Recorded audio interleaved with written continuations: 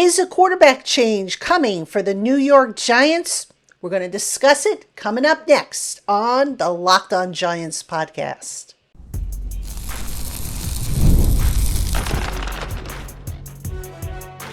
You are Locked On Giants, your daily New York Giants podcast. Part of the Locked On Podcast Network, your team every day. Hello, New York Giant fans, and welcome to another edition of the Locked On Giants podcast, part of the Locked On Podcast family, your team every day. I'm your host, Patricia Train, a credential member of the New York Giants media for Locked On, as well as for New York Giants on SI, which is where you can find all of my written work. And as always, we welcome on in our Blue Crew community members, our everydayers, our newcomers, and everybody in between. And we thank you, as always, for spending part of your day with us here on the Locked On Giants podcast, or if you're making us your first listen of the day, we thank you for that as well. And today's episode of Locked On Giants is brought to you by our friends over at FanDuel. Right now, new customers can bet just $5, and if your bet wins, you'll get $300 in bonus bets to use across the app. All right, Giant fans, we're still kind of reeling from the New York Giants dropping a 22-9 decision to the Kansas City Chiefs. So on today's show, we're going to kick things off by taking a look at, is a change at quarterback coming? Now, head coach Brian Daboll spoke to the media on Monday, so I'll tell you a little bit about what he said. I'll tell you what I think is going to happen, and I'll tell you whether I agree or disagree with what I anticipate is going to happen. So we'll kick things off with that.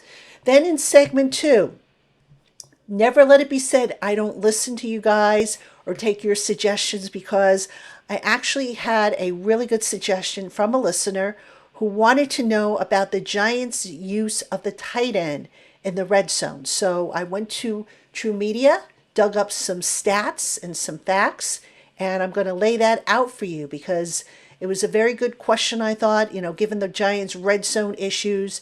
So I have all that data for you in segment 2. And then finally, in segment 3, we're going to hear from former New York Giants defensive end Justin Tuck, whom I spoke with on Friday. Justin was out doing a promotional appearance for Old Spice, so we had a little conversation about the Giants defense primarily, and a little bit about the promotion he was doing for Old Spice. So that will wrap up today's episode. Again, welcome on in to everybody. Glad to have you with us. All right. Is a quarterback change on the horizon? You know what, folks? I think there is. Brian Daboll, in speaking to the media on Monday, now he spoke for context about 2:30-ish, all right? And he was asked several questions about it. And as per usual, he was like, we're going through all the personnel meetings. We're going through the film. We're doing this. We're doing that. Anything to avoid answering the question. Now, why do I think a change is coming?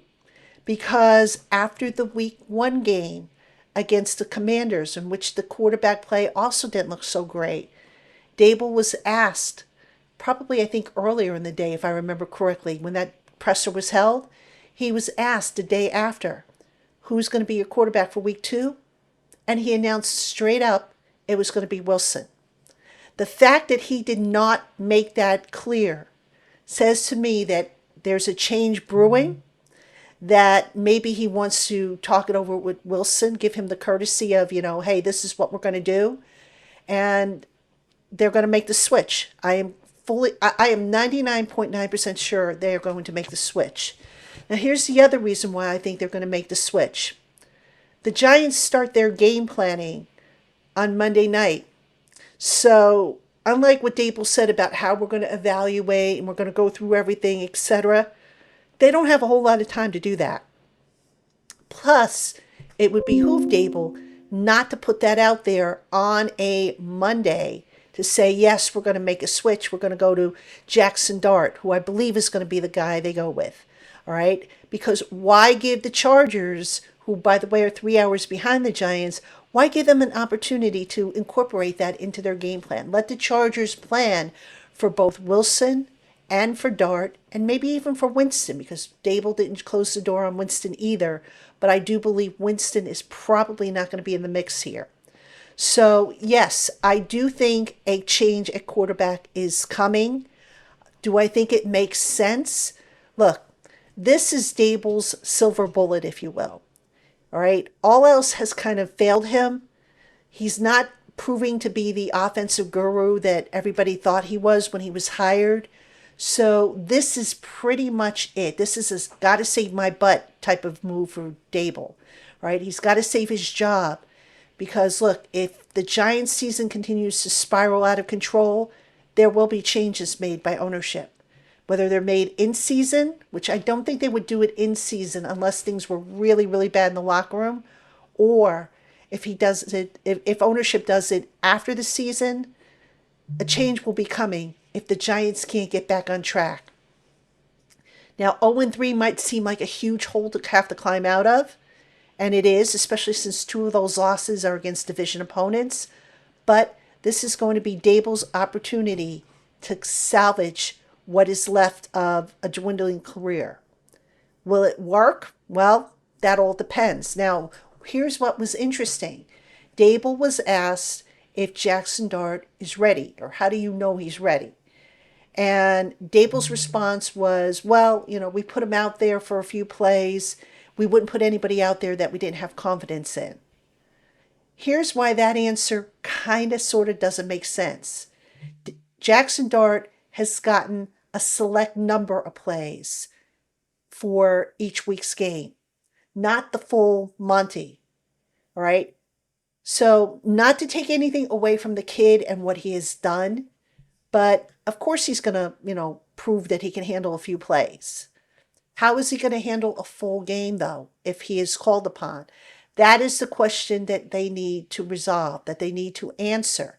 And they need to look at it objectively, not in terms of, we've got to do something to save our skins here. But is this kid legitimately ready to take on a full workload? Now, remember, we in the media, we no longer have access to the entire practice. We only get the first 10 to 15 minutes. So we do not see the team reps. Why is that important? Because we don't know how many first team reps Jackson Dart is taking, how many first team reps Jameis Winston is taking, and so forth. Typically, the way it works is the starter takes the bulk of the reps. The number 2 guy will take maybe a handful, if that many. And then the emergency quarterback will run the scout team, or what Daboll calls the look team. But I go back to something Daboll said, I think week 1, he talked about this. And he mentioned that Dart had only gotten like a couple of snaps with the first team offense. So the reason why I mention that is if Dart, let's assume, he got a couple of snaps and he's been getting a couple of snaps, each week since. Is that really enough to determine that the kid is ready to play? Or are they just, hitching their wagon to him and just hoping that, if they do make the switch, things will be okay? I think it's a desperation move. Now, is it one that needs to be made? I don't disagree that Russell Wilson has not looked good, at least consistently. I mean, he looked good in week 2, but week 1 and week 3, didn't look too good, in my opinion. So that being said, would I maybe look at Jameis Winston instead of Dart? Well, you would think so, right? Given the experience factor. But Jameis Winston has been the 3rd quarterback. Jackson Dart is the 2nd quarterback. Do we really want to go through a situation like we did last year when, if you recall, after Daniel Jones was let go, Drew Lock, who was quarterback 2, ended up not starting in that first game. They went with Tommy DeVito, who was quarterback 3. So in a nutshell, folks, the Giants quarterback situation is kind of a mess right now. But I do think when it's all said and done, that Daboll on Wednesday will announce Jackson Dart as the starter. I hope the kid is ready because, look, I have visions of what happened with Daniel Jones when they rushed him out onto the field after an 0-2 start in order to open up the offense. I hope the results don't turn out to be the same. But look, I'm excited to see Jackson Dart when he is ready. I don't know if he's ready. Again, I don't see the entire practice, but I just hope that the bottom line is if they do name Jackson Dart the starting quarterback, that they're doing it for the right reasons and not just to save their skins. So we'll find out. We'll see on Wednesday, but that's how I think things are trending. All right, Giant fans, coming up next, I had a user request, or a reader request, I should say, wanting to know about the Giants' use of the tight end in the red zone. I did a little research. I have some numbers, some data, and some thoughts coming up right after this. Hey, Giant fans, caffeine just got a flavor upgrade. 5-hour energy shots deliver tasty caffeine in 17 bold flavors. Each 2-ounce shot packs the caffeine of a premium 12-ounce cup of coffee, plus you get B vitamins and nutrients with 0 sugar and 0 crashes. What I love most is how portable they are. Big taste, tiny shot. You can take it anywhere, get that boost when you need it. Just think, you can get that energy boost on the go without having to worry about added calories that come from sugary drinks. So enough with the boring, flavorless caffeine. It's time to give your caffeine flavor an upgrade with 5-hour energy shots. Get the favorites you love or be bold and try something new in store and online at www.5hourenergy.com or Amazon. If that website is the number 5hourenergy.com or visit Amazon. All right, Giant fans, welcome back to the Locked On Giants podcast. I'm your host, Patricia Traina. Coming up this week, we're going to have another crossover Thursday with the fellas over at Locked On Chargers, so we'll get to know a little bit about that.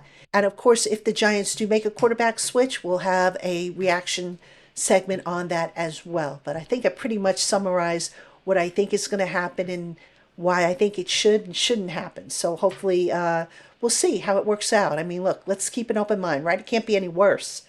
In this next segment, I was scrolling through the comments on the YouTube channel, and one listener said, hey, do you think you can do something on the tight ends and their usage in the red zone? And I thought to myself, you know what? That's pretty. I've been talking about the red zone, aka the dead zone. So I went to True Media, looked some stats up. I have league averages. I have what the Giants have done since Brian Daboll has come in. And folks, these numbers are going to shock you, I think. All right, so let's get through to it. All right, Brian Daboll arrived in 2022. So I went back that far to kind of see what the Giants had done versus the rest of the league. Since 2022, the Giants have targeted the tight end in the red zone 22 times. That's 32nd in the NFL. Do the math. That's a little over, 5 times per season? They have 16 receptions, the tight ends, that is, in the red zone, which is ranked last. They have just 7 touchdown catches in the red zone, 31st, just above the Las Vegas Raiders, who have 6 over that same span. Now, let's look at the league average, all right? So, keeping those numbers in mind that I just gave you. The league average since 2022, tight ends have been targeted 51.1 targets in the red zone. They have averaged 31 receptions, and they have 14.9 touchdowns on average in the red zone. The Giants, not even half in most cases of those numbers. So yeah, the tight end has been virtually non-existent in the red zone for the Giants. Now I took it a step further. I looked at each season to see if there was a trend going downward or upward or what. In 2022, the Giants were ranked 27th in red zone targets for the tight end with 10, 14th in receptions with 9, 19th in touchdowns with 4. 2023, Giants were ranked 31st in targets with 6, 31st in receptions with 4, and tied for 26th in touchdown catches with 2.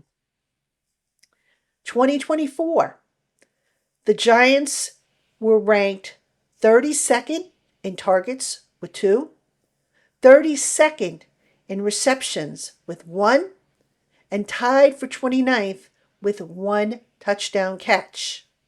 So far this year, the Giants are currently ranked 8th in targets with 4. They are tied for 10th in receptions with 2, and they are tied for 18th. Actually, they're amongst the teams that have yet to score a touchdown via their tight end in the red zone. Only 9 teams so far through 3 games have done that. So yeah, there's been a head scratcher there as far as why the tight end isn't being used in the red zone. Now, we can go back to last year and we could say Theo Johnson was a rookie and then he got hurt, so maybe that had something to do with it.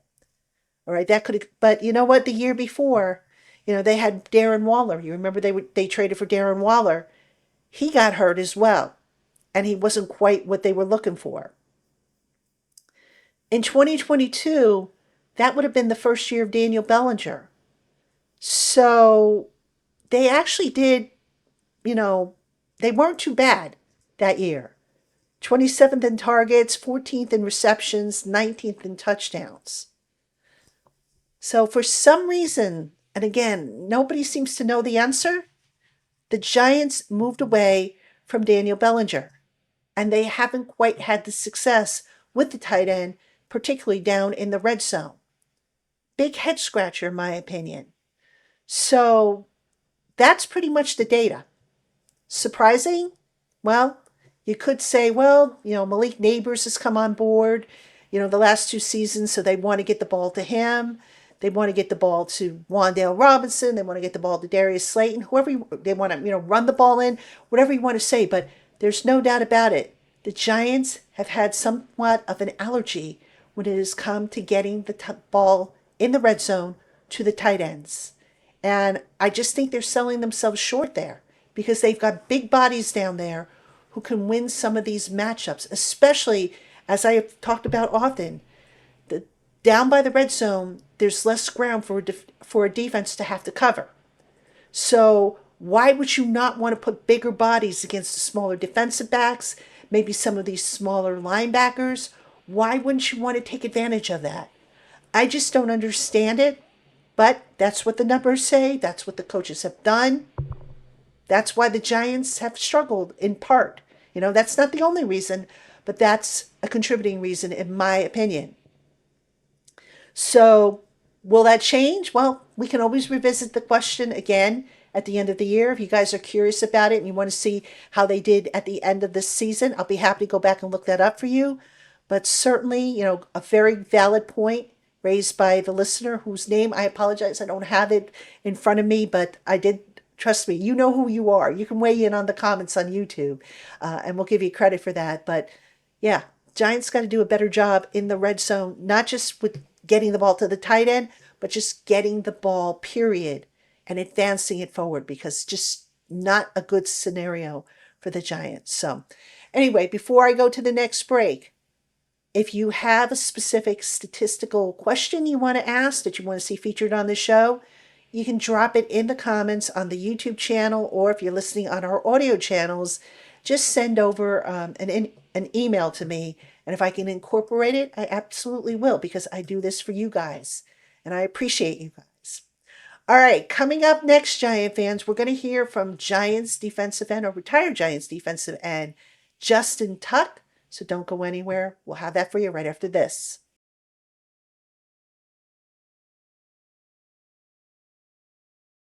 Hey, Giant fans, the NFL season is here, and FanDuel is making sure that you're ready for kickoff with a can't-miss offer. Right now, new customers can bet just $5, and if your bet wins, you'll get $300 in bonus bets to use across the app. I love using FanDuel because it fits however you like to bet. Player props, building a same-game parlay, or even jumping in live as the action unfolds. So are you ready to play?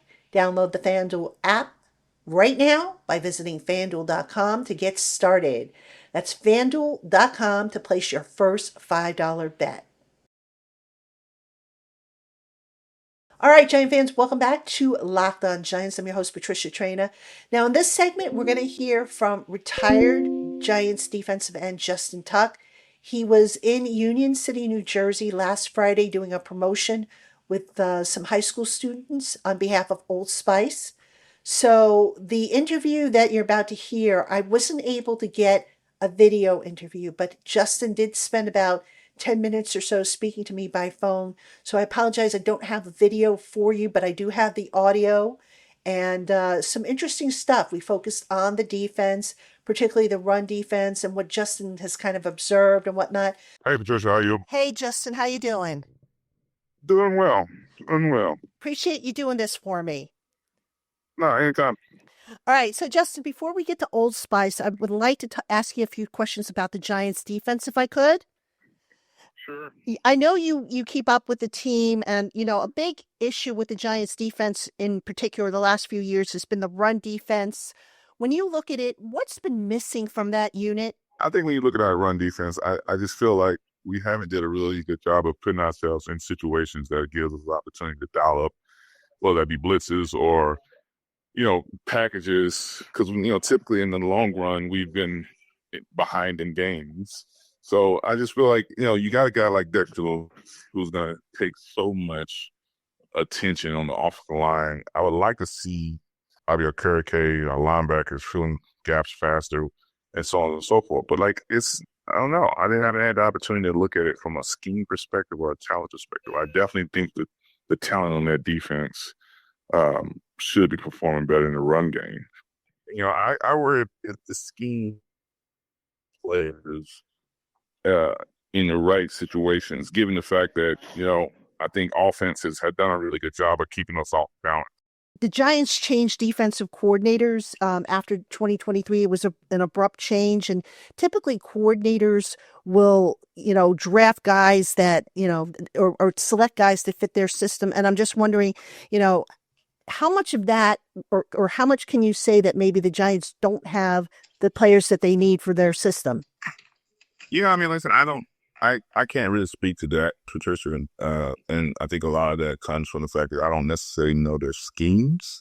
What I can say is I do believe in his talent. You got a guy like Dexter Lawrence, you got Bobby Kirike being in the middle of that defense. I believe in those talents, right? My only issue is probably similar to the question you asked is, if I got the opportunity to go in the film room and see is this problem, I guess you can call it, based off the scheme? Is it based off of guys being in the wrong spots? Is it more complicated or, whatever it may be? I can't answer that question, but I will agree with you that when you look at the talent on this defense, and especially on the D-line, we should be having more success in stopping the run. But again, it's a lot of factors that go into that, whether that be, offenses keeping us off balance and doing a really good job of doing that, which I've noticed. But to your point, typically when defensive coordinators or coordinators come in, they like to build a team around their scheme. But I think the best ones are the ones who see what they have on a defense and can build a scheme to fit their defense. And again, I don't know if that's happening or not, but I got the opportunity to play with great guys like Perry Fuel and Spags, and they built defensive schemes around the talent that you already had on the team. When you look at Kayvon Thibodeau, he's taken a lot of heat of late for, not really, I guess, being a difference maker. But I look at a guy and I see a difference maker. What do you see from his game?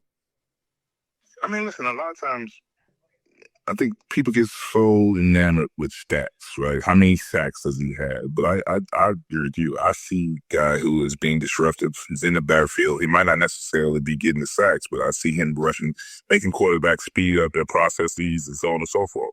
And I've seen other guys benefit from that, whether it be him making quarterback step up or somebody else benefit from that, or him flushing a guy out of the pocket and Brian Burns getting a sack. So I don't necessarily want to hear about, he doesn't have sack numbers. What I do want to see is him continue to shoot, rush with energy, be out there, be a disruptor, and making opportunities to be in plays. And they'll start happening. Sacks come in bunches. There have been so many games where I felt like I played great games where my stats would have said differently. And then there have been some games where I had 4 sacks in the game and didn't even play that well. So I don't really get caught up in the numbers. I get caught up in is he doing things to disrupt the offense? And I believe he is. But again, when you get drafted that high, you're in New York City, the team's not winning. It's very easy for people to point out more of the mistakes that you make than the things that you're doing right. And I choose to do the latter. I choose to look at the things he's doing right and seeing how, we can continue to build on that. Because again, he's still a young player. I mean, he's not, he's not a guy that's been around, 10 years. He's still a guy that's been proven, and hopefully, he get a hot streak right here, and not only him, just the entire defense, because we need that defense to play well for us to be able to have opportunities to win football games. All right, and then one more question before I ask you about Old Spice and the campaign you're doing.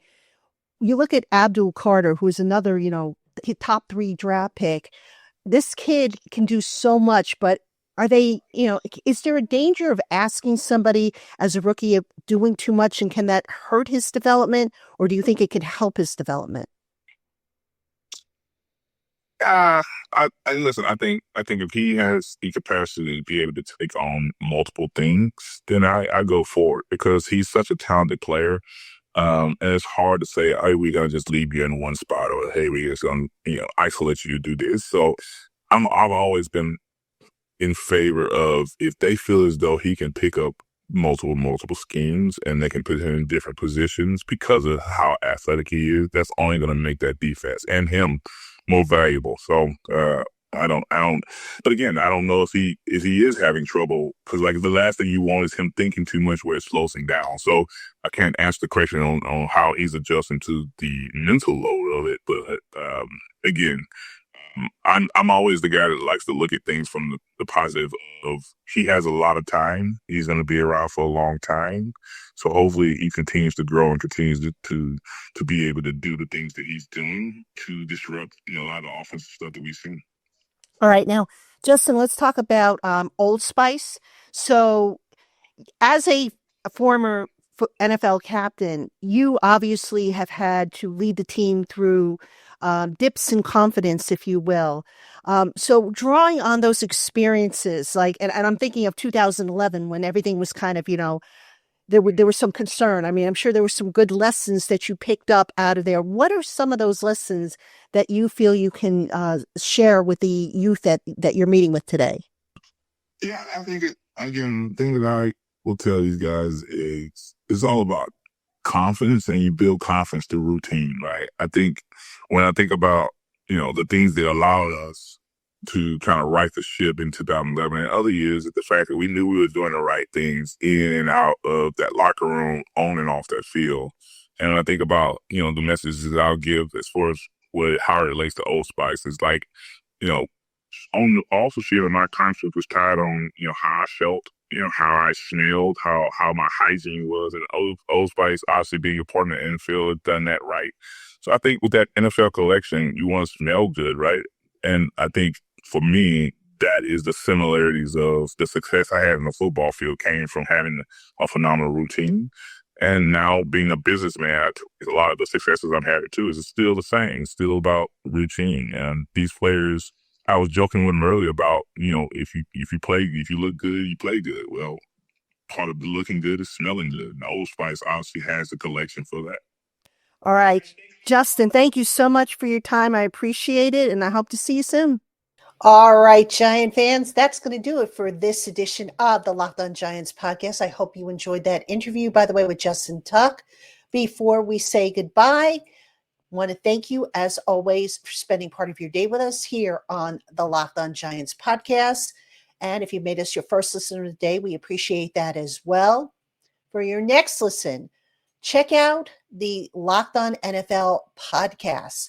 Tyler, the Madman Rowland, gives you a shot of espresso to start your football day, while my man, Tony Wiggins, takes you into the barbershop for the smoothest breakdown to end the day. Find Locked On NFL on YouTube or wherever you get your podcasts. All right, Giant fans, I will see you tomorrow on an all-new episode of Locked On Giants.